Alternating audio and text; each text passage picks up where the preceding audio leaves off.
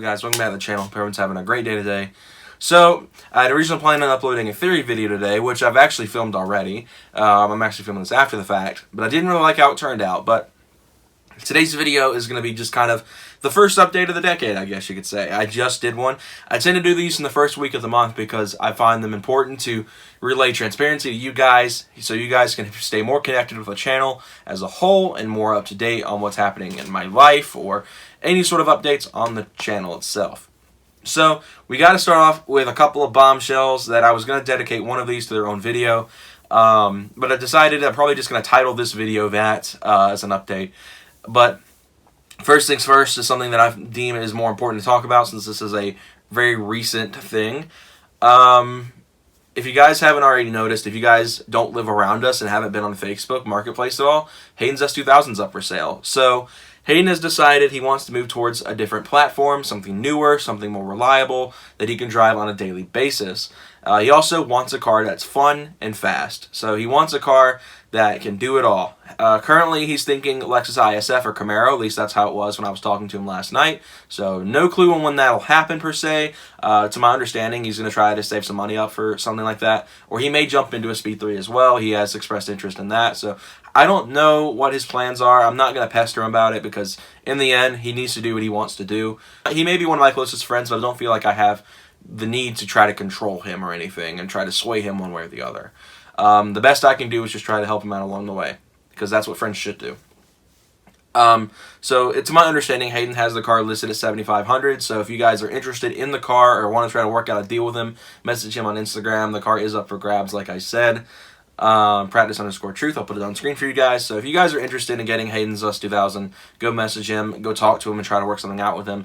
Because who knows, maybe he'll be able to jump into something that's, you know, something he could drive every day. Because that's what he wants. He doesn't want a car that'll sit around and be a garage queen. He wants a car that can do everything. He wants to get rid of both cars, get the one single chassis that he can drive every day to work and back. But then at the same time, on the weekends, beat the living snot out of on a drag strip or a racetrack or a back road or whatever and have the blast of his life in. So that's kind of that. It sucks because I love the car too. It was a car that was super fun to learn in. I learned a good bit of driving stick in that car. A lot more, even more than I did the Genesis when he had that. And I love it. It's a fun car, and the little bit I have driven of it, I can tell that it's an absolute blast on the streets. So that's kind of that. If you guys are interested in the car, be sure to go message him. And talk to him and see if you can maybe work out a deal and get the S2000 that was seen on this channel for the last year and a half. Well, that said, the other thing I want to talk about, and this is the title of the video really, is we have some bad news. So, about a week or two ago, I uploaded this video that did really well for the channel called Moving Towards a New Tuning Direction and How It Could Benefit Other Gen 1 Owners.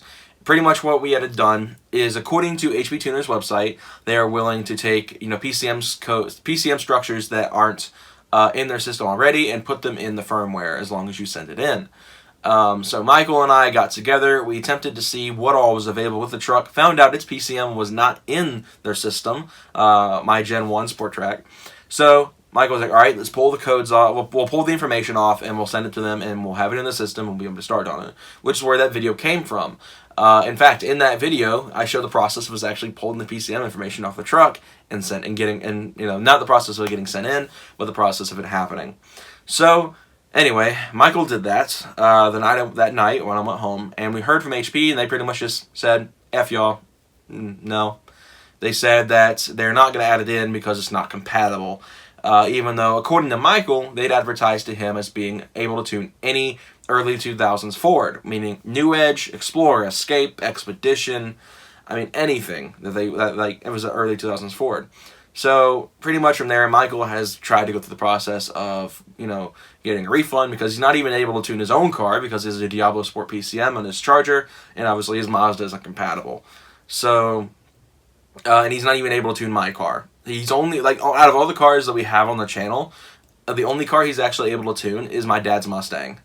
And my dad wants to go with like a ghost cam tune on an SCT instead of, you know, having it done off a computer. So it sucks. It's a very bad blow because I was really looking forward to that. Obviously, you guys were looking forward to it because you guys loved that video. But that's kind of where we are in that on that front. So it's unfortunate, but we're working towards just, I guess, sticking with SAT stuff. So it's just a nail in the road, I guess. But anyway, it's time to get off the bombshells of all that crap. Let's move on to something that's actually worthwhile and good to talk about. Let's move on to the good heartwarming stuff. So I do have some good news. I ordered pretty much, besides the headlight bulbs, the last piece to do my custom headlights. I've got my switchback projectors coming in. Switchback halos coming in. If you guys did know, I gave Hayden my old headlight strips that I had unboxed a long time ago, due to the fact that due to how the headlight is designed, I'm unable to use them the way I wanted to. They're not waterproof, so I can't stick them on the outside. So before anyone says, you could have just stuck them on the outside, it would have been fine. That doesn't work that way. Those weren't waterproof. Those were meant for the interior of a light. So I had to kind of go another route. So I picked up a set of Morimoto profile pivot 110 millimeter switchback halos. So people are going to ask why I didn't go RGB. I didn't really want the RGB headlights. I thought they were cool when I was younger, but now I really only like underglow in a sense. I don't really like all the flashy lights and stuff.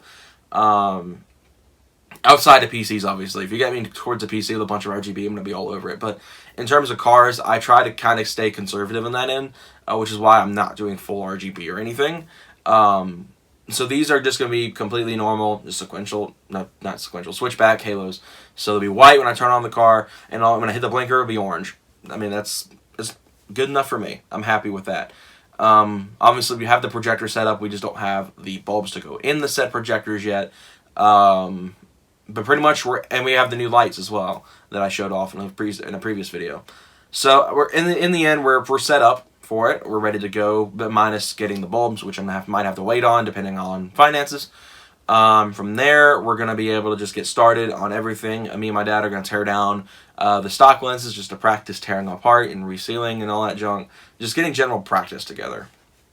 And then from there, we're gonna move towards actually doing it on the new lights and clear coating and resealing and all that junk to make these lights last, because that was the problem with the first ones, is that they were clear coated awfully. The sealant was not great at all, and it got moisture in it. So they just wound up turning into garbage. So that's kind of the goal. Hopefully within the next month or so, we'll be able to get started on that.